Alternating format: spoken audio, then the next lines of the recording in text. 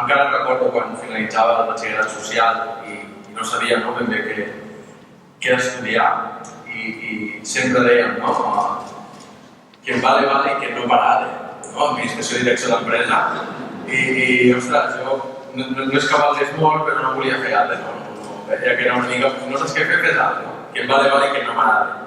I quan vaig topar amb Escodi, la veritat que ho vaig tindre bastant clar, vaig fer una carrera jove, una carrera innovadora.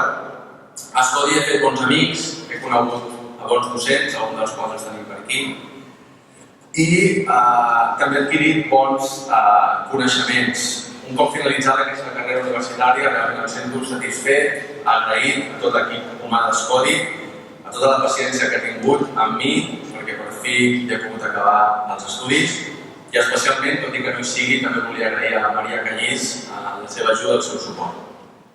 Per acabar, val a dir que sempre estem parlant de carreres, carreres universitàries, carreres professionals, inclús a vegades parlem de carreres de cotxes, però mai parlem de la gran carrera, la carrera universal de la vida.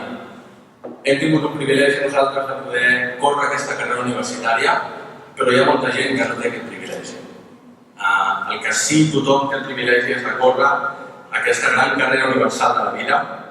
En aquesta gran carrera universal de la vida un no sap ni quan començarà ni quan acabarà.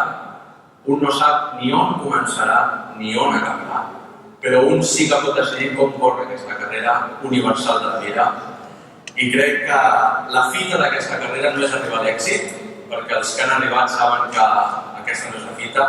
La fita d'aquesta gran carrera universal de la vida és córrer honestament, com deia el Joan Soler, és córrer amb ètica, córrer amb moralitat.